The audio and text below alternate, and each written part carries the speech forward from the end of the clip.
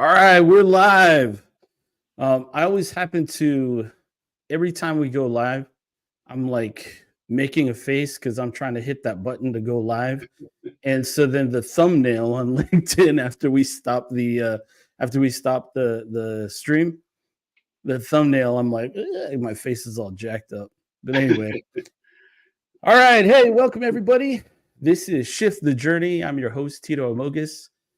This podcast thingy. I don't know what to call it because we're not on any podcast platforms. But people always ask me that. Why is that? I'm like, man, I don't know. Maybe one day we'll put it on there.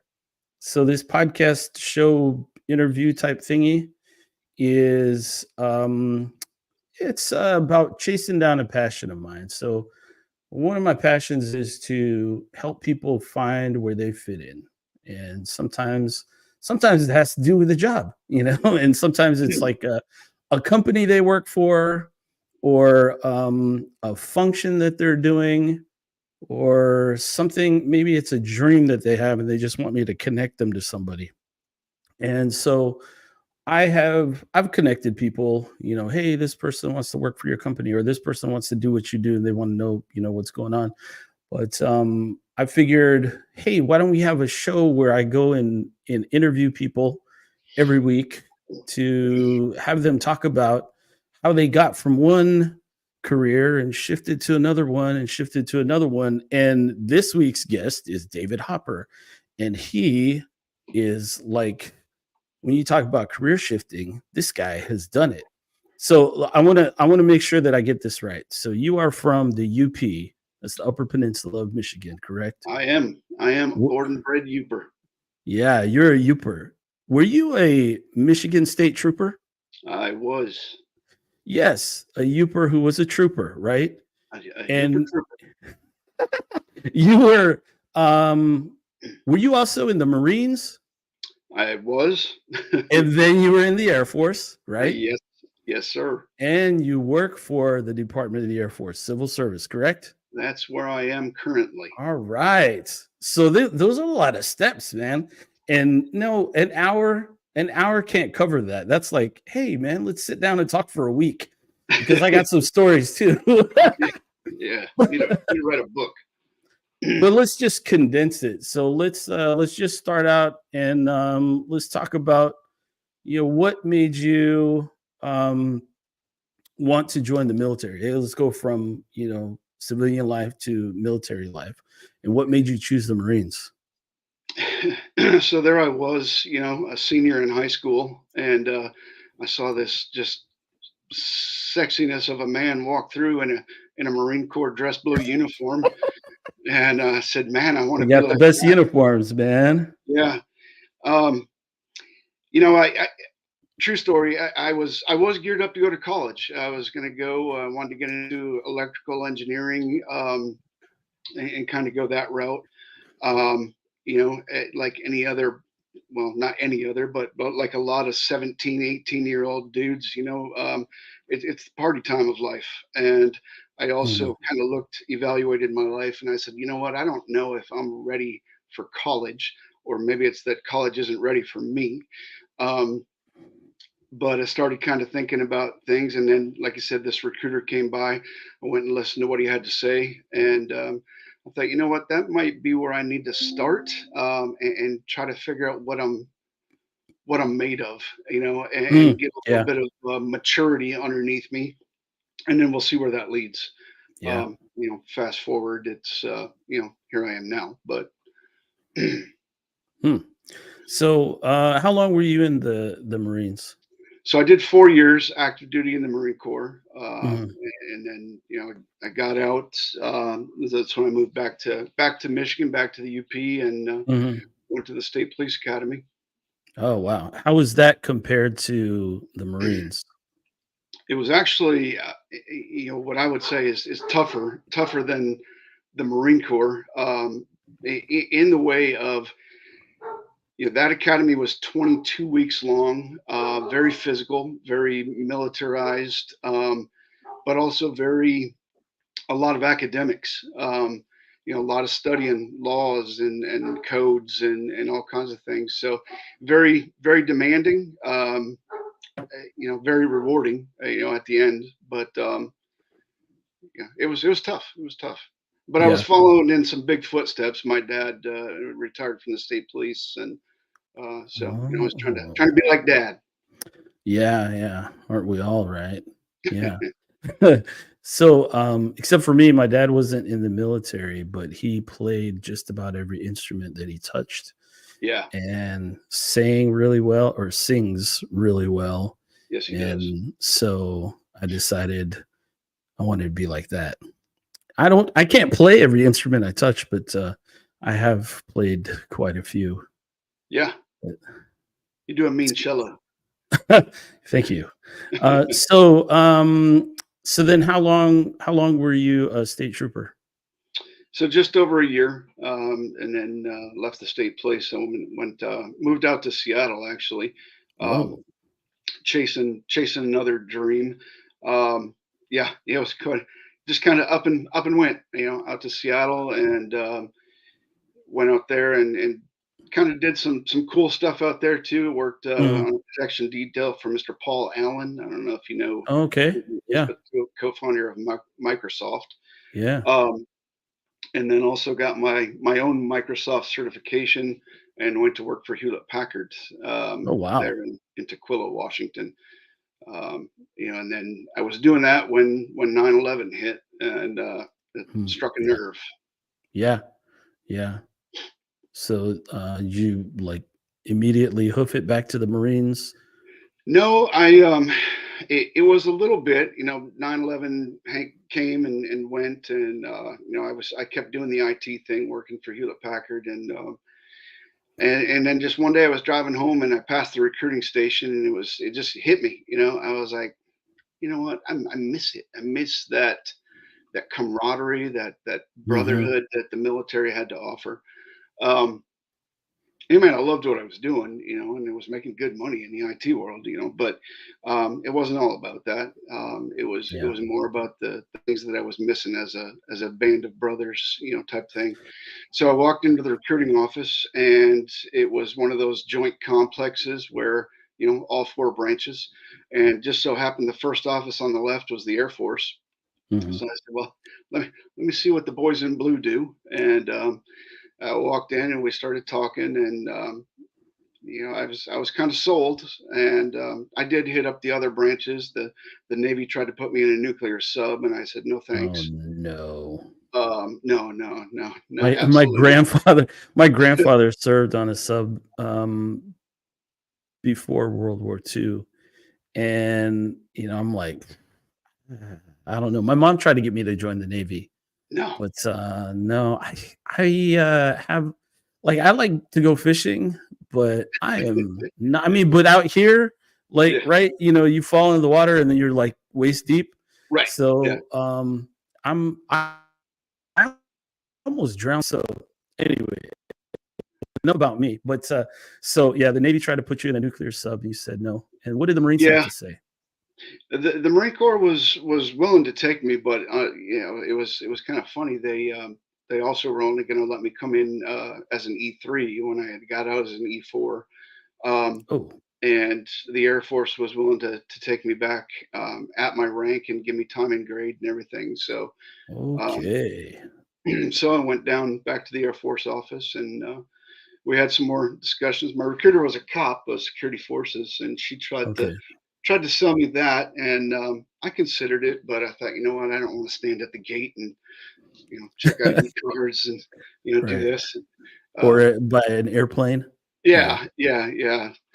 So so what are my other options? And air traffic control was on the list, and it just so happened while I was in the Marine Corps, I got a chance to work with some Air Force air traffic controllers at Kadena Air Force Base.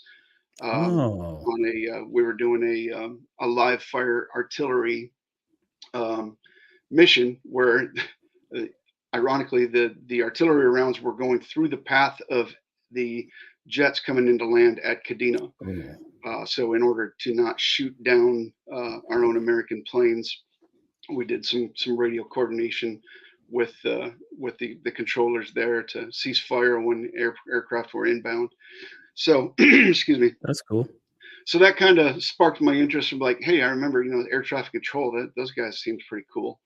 Um, so I said, hey, I want to be an air traffic controller, and she said, okay, let's check. And 2 days later, I got a phone call. She said, yeah, you can ship in a week.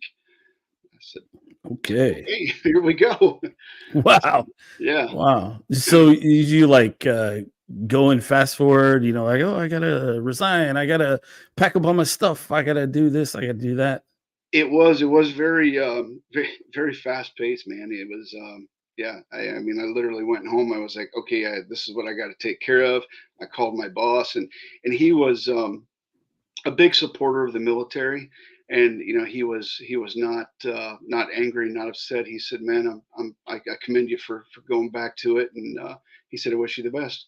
And so that was about it there. And then I shipped off to Lackland for a little 1 week welcome to the Air Force, mini boot camp, if you will. Yeah, yeah. That was it. Yeah, it's funny because I used to work for a guy who did that too. Like, I forget what he was in. I think maybe he was in the Navy. Probably served 4 or 6 years in the Navy, and then sometime, maybe it was around the same time you came in, he went to the Air Force, and he's like, "Oh, I didn't have like boot camp like you did." I'm like, "What are you talking about?" Yeah. Because when I went through, it was like, I don't know, it was like 7 weeks, whatever. But it was before they changed it. It's like, oh no, we're better, we're harder. It's the new Air Force, whatever. But it was, but he was like, oh yeah, it was like a mini course boot camp. I'm like, what? Yeah. Yeah, it was kind of funny, really. I mean, we had a TI DI that led Yeah. us around, and but he didn't yell at us. He just treated us like we were his buddies, and What? yeah, we just My came and learned. gosh. Yeah, it was literally like, hey, here's your uniforms, here's some Air Force history, and oh yeah, here's a coin. See you later. That's so crazy, man.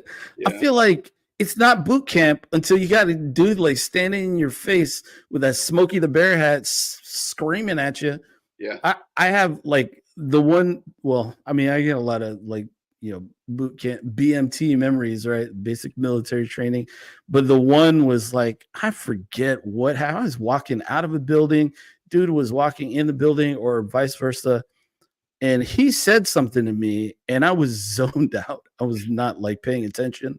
Bad news. That was a bad move because he was a TI, and I heard him stop, and I was like, oh crap, I'm in trouble because he was wearing taps, right? And I heard him stop, and I'm like, oh my gosh.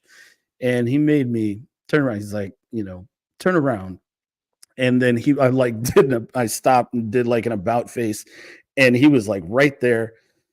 And I could tell that maybe he was breaking the rules because I'm pretty sure he was walking eating a Twix, because when he started yelling at me, I had like chocolate and caramel and cookie on my face. It was like, this dude just ate a Twix, and I'm pretty sure he was walking while he was doing it. He probably had his hands in his pockets too. But yeah. All which is legal now. yeah, that's woo. It's Air another. Force has changed a lot, but Yes. yeah. So, did you have to carry the Lackland laser? No. No. What? No, man. It was. Did you stay in the same barracks? No. No. Were you No, billeting? It was basically, yeah, TDY. Basically for a week Wow. of. It was not even a full week. 4.5 days. Because the fifth day we were on our way to Keesler. Or I Oh my was. gosh, Yeah. that's crazy. So I went through like tech school, and like went to my first base with one of the guys who retrained. Like I came to Keesler to retrain into aircraft maintenance, and he came around the same time, and he went in through air traffic control school, and he said that was one of the hardest things that he had done. And like, that's crazy because we had just come through like 9 months of tech school, right?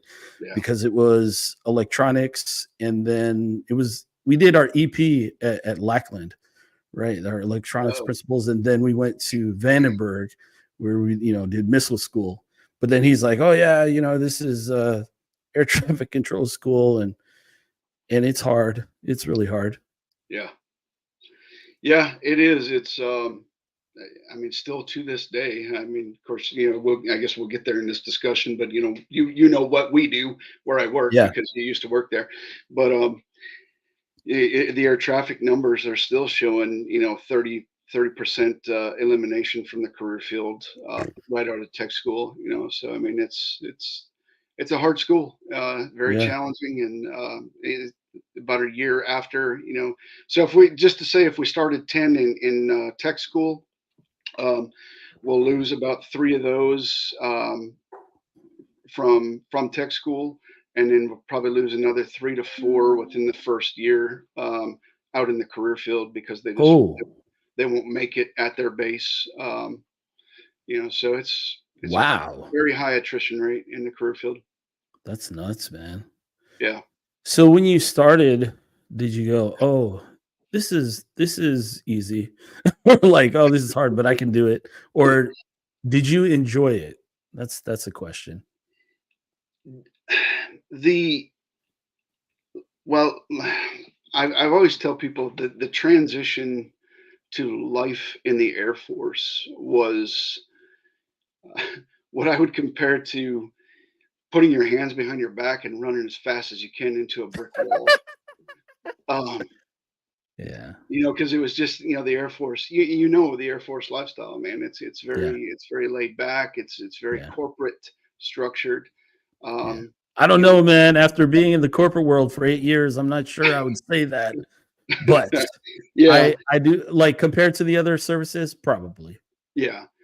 So that part was tough, to Yeah. learn, how to be, because I came in and immediately I'm a supervisor, and I wanted to handle things the way the Marine Corps we would have handled them. That didn't fly so quickly, so very well. Um, so I had a lot of learning to do. I sought out some mentors to teach me the Jedi ways of the Air Force, and Yeah. how I was supposed to handle things. So it took a good couple of years for me um, to get that figured out. Like where I fit in and how I was supposed to lead in the Air Force world. Mhm. As far as the job, I mean, yeah, the school was. I came here to Keesler to go to school, um, and it was tough. But I was cocky, I was a Marine. I'd done all these things, and I was on top of the world, so nothing was going to beat me down. Nobody was going to tell me that I couldn't. Yeah. Matter of fact, my first chief controller at Shepherd Air Force Base, um, he was a very outspoken dude, and he called me into his office, and we had my first meeting with him. He was a senior master sergeant at the time. He said, I walked into his office, and he just looked up at me. He said, "You're that Marine." Well, yeah, yes, sir. Yes, I am. He said, "You're not going to make it in my career field." Hmm. I said, "Wow. Well, I'm going to prove you wrong." And he said, "Do it. Get out." That was my initial meeting with this senior master. I walked out in the hallway. I was like, "Holy, what just happened? Yeah. This is weird." Um, so I really wore that on my sleeve for the rest of my training, and I was like, "Oh man, I was mad. I was like, "Oh man, nobody's gonna tell me I can't." Yeah. Um, so it went on. I went to the day I got rated, and I became a air traffic controller. He was out processing the base. He had orders to go to Korea, Mhm. but he apparently they had sent him a message, "Hey, Hopper made it."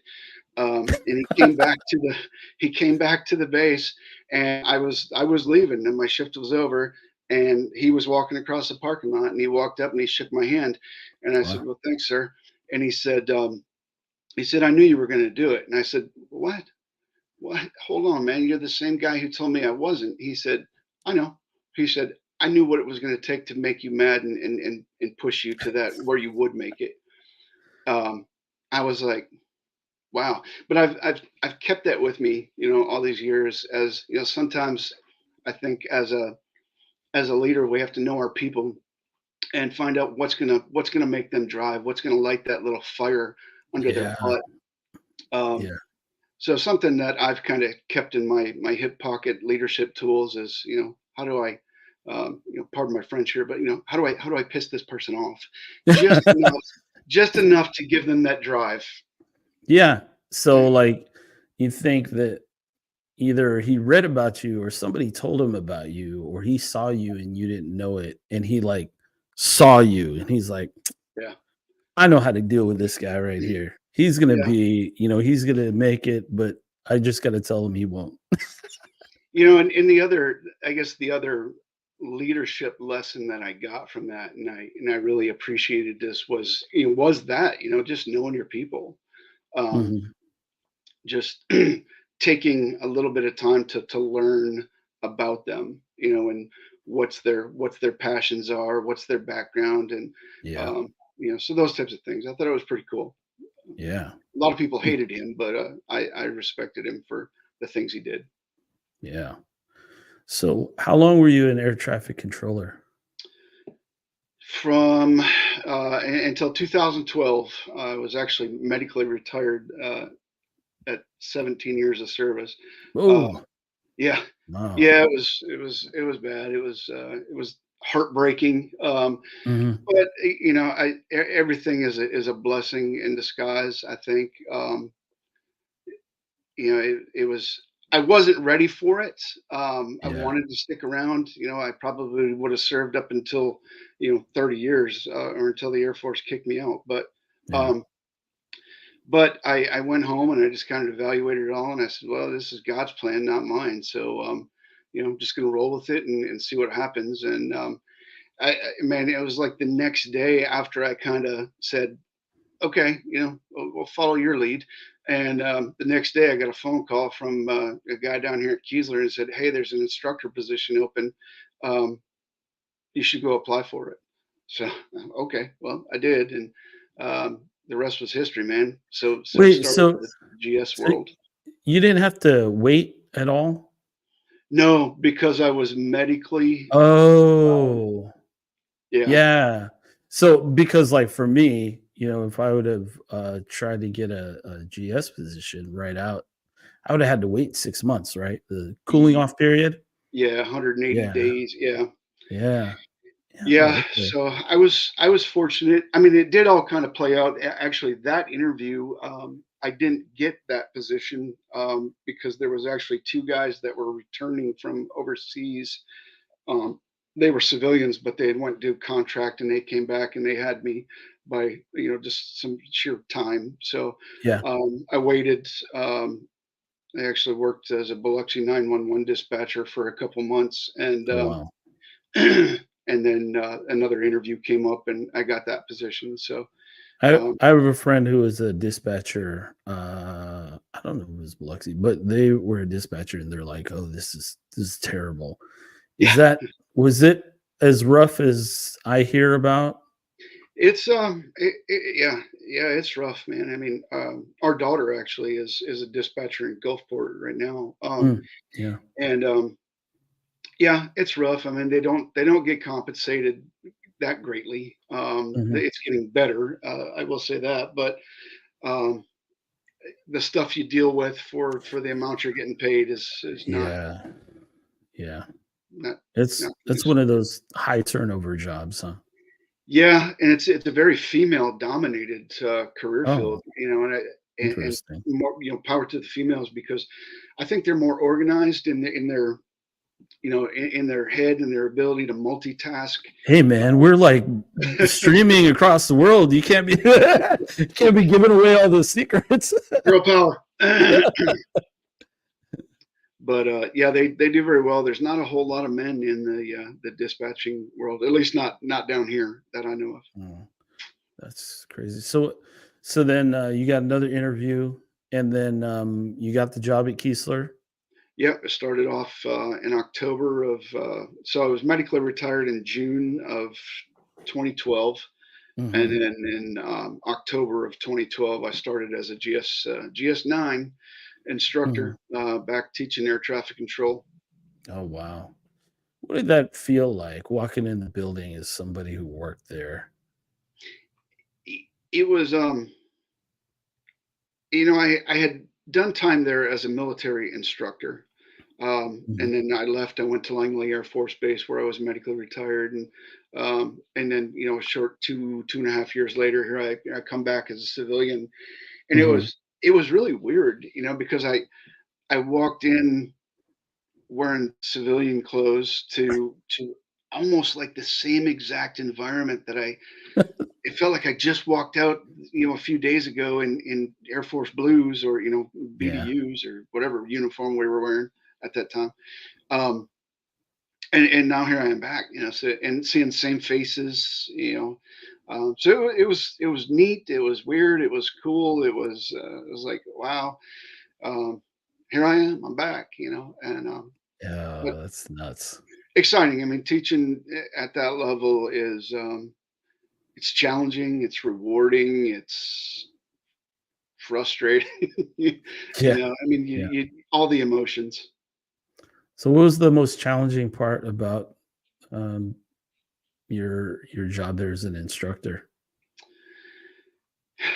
You know what? I want to say motivation. Not my self motivation, but keeping the students motivated.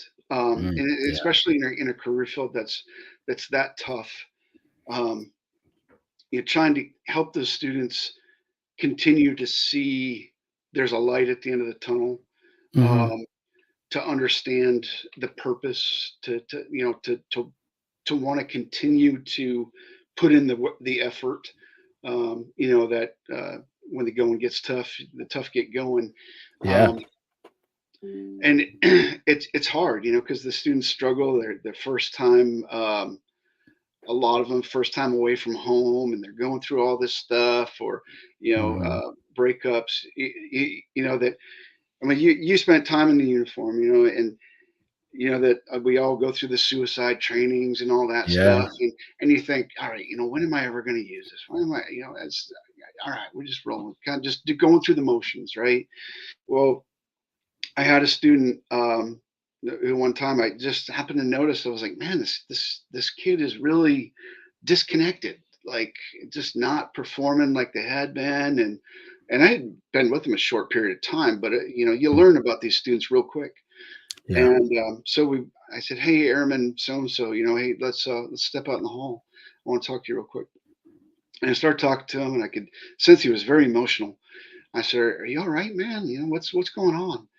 And he said, "My fiance, broke up with me. I found out she was cheating. I mean, the whole oh, just yeah, horrible, mm, lifetime yeah, movie network. And I was like, wow, dude, I'm so sorry to hear that. And he just broke down. He was like, I just want to die. I said, man, you're not thinking about killing yourself, are you? It just came out. It was like, cause that's what we were trained to do. And he yeah, said, matter of fact, sir, I said, I honestly wanted to kill myself last night. And I was like, whoa, you know, yeah, so that was one of the things, dealing with students and that just their emotions. I mean, you're more than just an instructor. You're a yeah, mentor. You're a leader. You're a counselor. You're a fixer of all things. You're supposed to be because you spend the most time with this airman, yeah, yep, um, trying to grow them and mold them into this. They're like putty. And yeah, we're shaping them into the Air Force thing, yeah, and then we send them out the door. And that was tough. I think that yeah, was one of the biggest challenges for me was just being what the airmen needed me to be for them. yeah, woo, yeah, that's some it's crazy because, like, when I retrained, went to Keesler, I was a senior airman, right? And so I'd been in like 3 years, 3.5 years, whatever it was. And then all of a sudden, and like, I was always just one of the dudes out there working, cutting up whatever, don't no horseplay, blah, blah, blah. Well, okay. And then I get to school and and I'm like the one person in the class who is prior service. And I'm like, oh my gosh. So day one, they're like, oh yeah, you're a class leader. I'm like, I'm sorry, what? And so I had to lead these. I'm like, oh, these punks, and it's like 2 months ago, they were in street clothes. And then all of a sudden, they're in this class, and I got to get them to pay attention to the instructor. I get them to, do their work when the instructor walks out the room. Cause I'm like, if you start cutting up and then he walks in, guess who's getting in trouble? It's Yeah. not me. I mean, it's Yeah. not you, it's me. Yeah. And then what's gonna happen, And I'm like, I don't even know. And I didn't know how to handle it. That was rough, man. That was really rough. Yeah. And so I think another issue was like all the transition. I was a young husband and dad, and we moved from Spokane, Washington to Biloxi, Mississippi, and we were living in off-base housing. The off-base housing that's not there anymore. It's like totally, it was so gross. I mean, there was a gate there, but there was no guard. So people would walk in there all the time. And then you got these, these young, dumb airmen who are like, oh yeah, I'm from a town of 3 people or whatever. And they're like, oh, I just leave $300 in my truck. Well, my truck unlocked. And now I'm mad because I can't pay my bills because all my money was in my truck and somebody took it. And I'm like, okay. But anyway, yeah, that was, man, this brings back a lot of memories. Woo! When did you make the switch from the schoolhouse to what you're doing now? And give the viewers some like insight into what you're doing now. I know what you're doing because I used to work there. Yeah. There might still be some of your name are floating around there, but I'm sure. So right now I'm currently, job title, I'm the chief of the Technical Training Operations Center for TikTok. 2nd Air Force. Second to none, baby. Woohoo! None. We own all Air Force technical training, enlisted officer initial skills. We own basic military training, and we also now own AFCETA, the Air Force Career Development Academy, who they write the CDCs. Oh, career development courses. Yeah. So for people who don't know, when you go through basic and you go through tech school, then you go to your first base and you're doing like on the job training, and I had these like workbooks. I had to do work. I had homework. It's like, man, I thought I was at my base. It's like, yeah. And then you have to do your homework so that you can level up so we don't have to watch you anymore. Yeah. So, so that whole mission moved under 2nd Air Force, and 2nd Air Force grew by a multitude of people. Really? Oh yeah, all the CDC writers for every AFSC are underneath the 2nd Air Force. Either they're physically located here at Keesler in AFCETA, or they are part of 2nd Air Force and are under a operating location, Shepherd or whatever base they're at. So so that's kind of the in a nutshell version of what I do. So how did I get here? Man, it's been a trip. So I did 2 years as a GS9 instructor there at the Air Traffic Control School, and then there was a position announced for a BIC instructor, basic instructor course instructor, in our faculty development. So I thought, you know what, that'd be cool, man. I'd love to go teach the teachers how to teach. So I threw my name. It was just a few weeks ago that we had my friend Michelle Davis on here, and she's a BIC instructor. Yeah, I saw the thing about her, and I was gonna watch it, and I never did. I should go back. Oh, you can still go back and watch it. Yeah, I need to. So I threw my name in the hat, and I get selected for an interview. When interview was basically they were coming to watch me teach, and so the guy shows up to do my instructor evaluation, and the guy who walks in to do my instructor evaluation was the guy who taught me BIC when I was a military instructor, Mr. George Holbert. I'm sure somebody out there knows him. He's a legend. I've But heard that so name. yeah, he did, and I one maybe a week later I got the offer to go work over there. So I moved over to faculty development and I taught BIC. Um, and then man, about 6 months went by and a position opened up for an instructor supervisor in the continuation training side of faculty development, which was all the advanced instructor, excuse me, developer courses and things like that. So I applied and I got picked up for that. So that was a promotion to GS11. Oh, I nice. sat in that position for probably about 2 years. Yeah, about another 2 years. And then a position opened up at Second Air Force in what they call the Mission Ready Training Program, MRTP. Um, and I applied, threw my name in a hat, and got an interview, and come over and interviewed, and I got selected. So that's got my foot in the door at Second Air Force. Who Um, interviewed there? Who interviewed you there? Mr. Joe Toronto, Oh, yeah, Joe. he led the panel. Yeah. Um, and then there was a couple other people on the panel. I can't remember who it was right now. But Joe was the hiring official. Yeah. So that started my employment there at Second Air Force.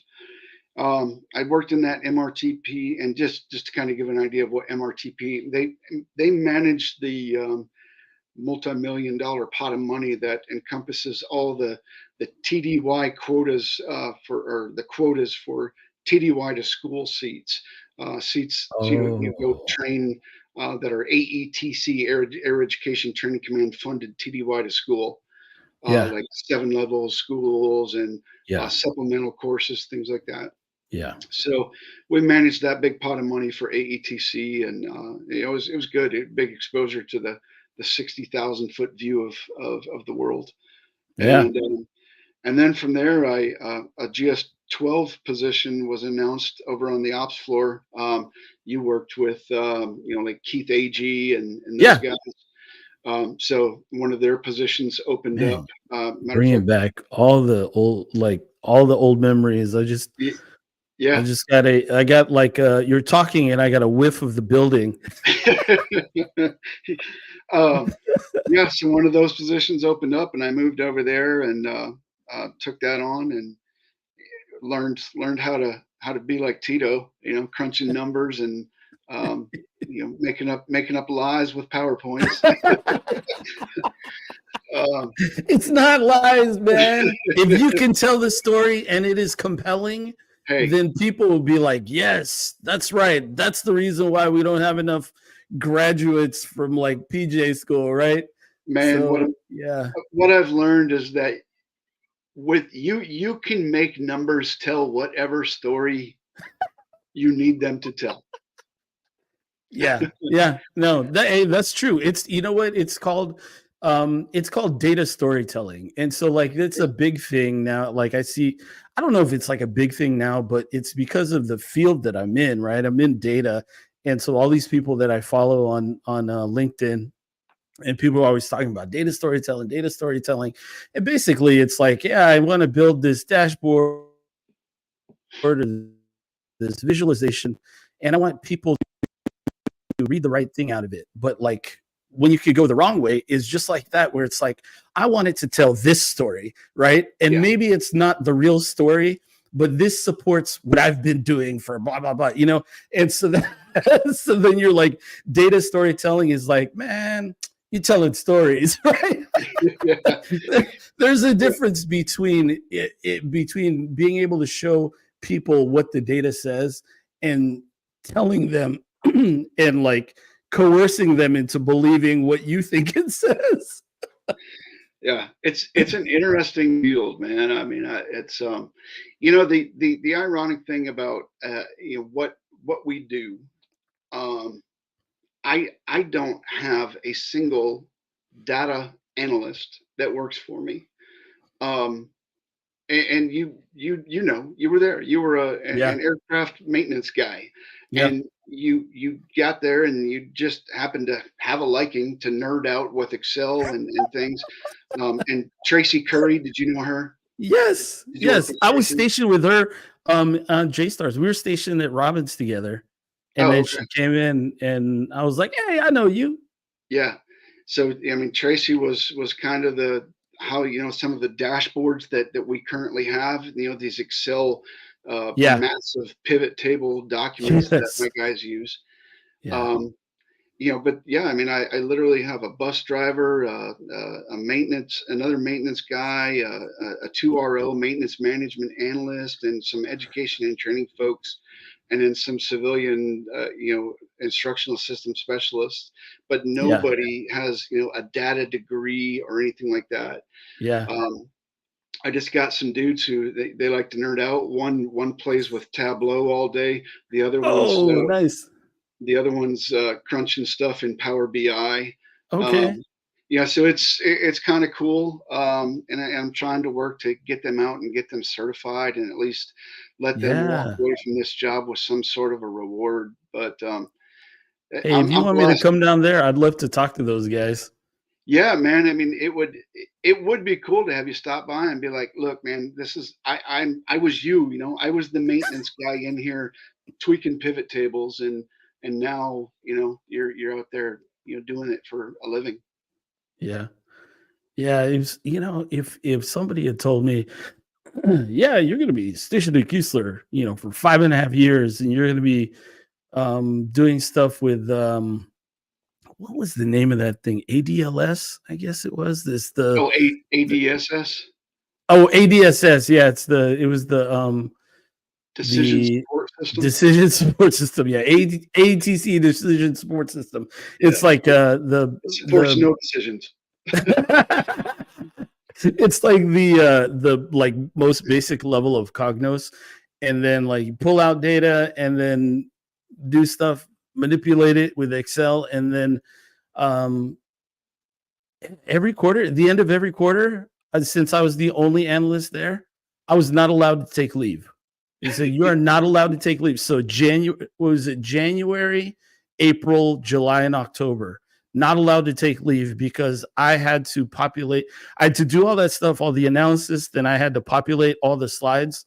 And then Jared Bartosik and I would go over the slides. And he's like, "Well, I'm not sure I agree with you on this." And then we talk about our analysis, come to some kind of agreement, which usually meant I put in whatever he said because he was the boss, right? And I was like, I swear to you, it's this, this, and that. And he's like, no, I don't think so.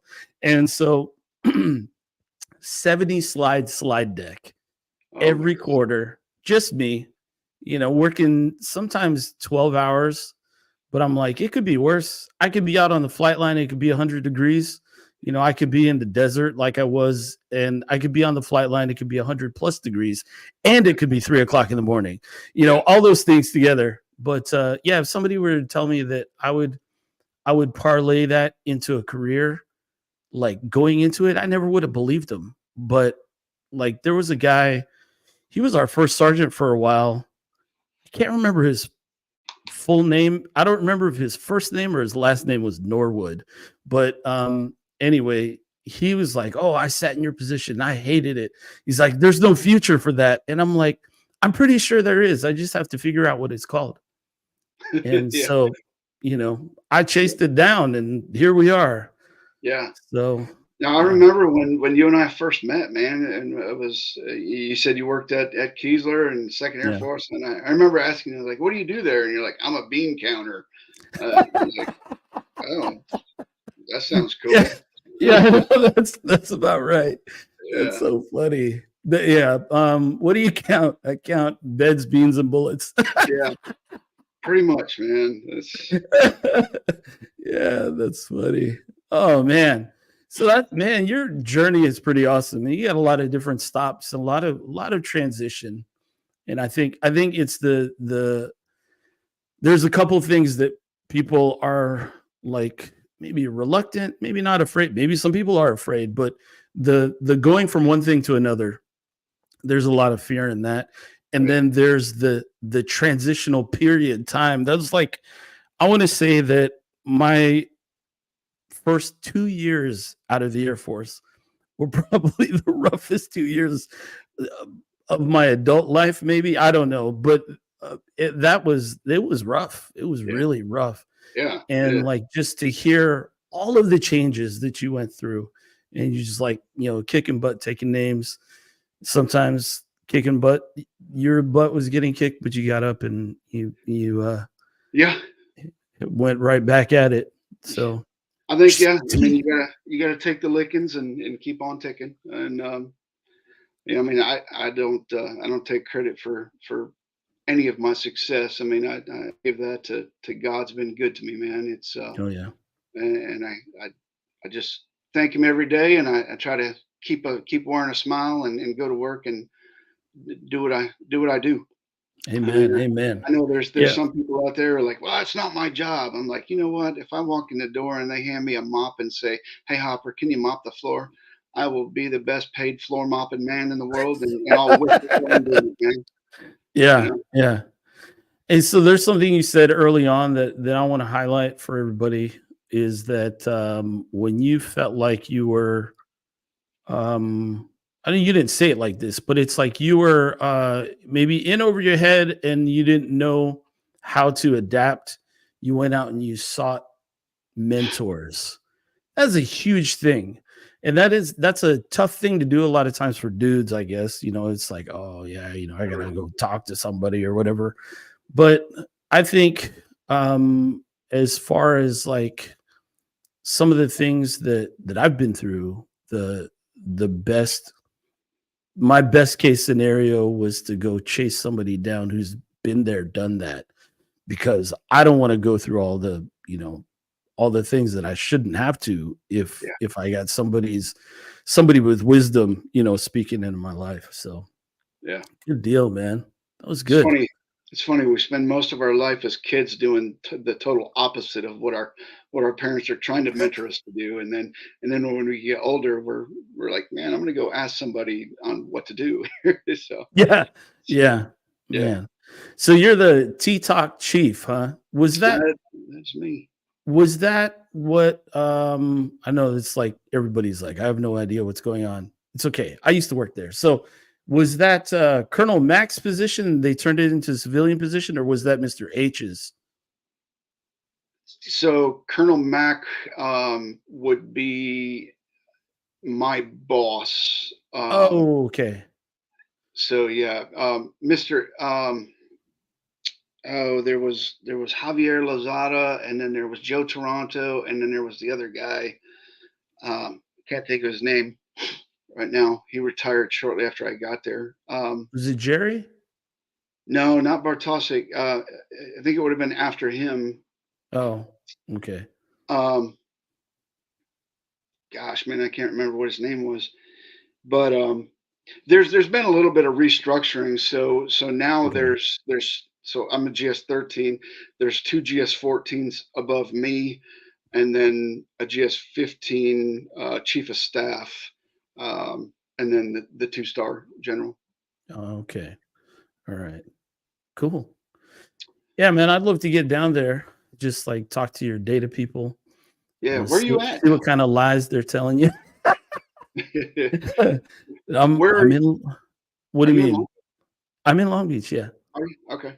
yeah. Hey, I, so I'm gonna listen. I'm gonna end the stream because I'm sure people don't want to like. Maybe people do want to like eavesdrop on our conversation, but as far as like the show goes, I think that was good. If there's one more thing, if there was one thing that you could share for somebody, let's say you have 30 seconds and somebody says, hey man, I'm wanting to change my career to go from, this to that.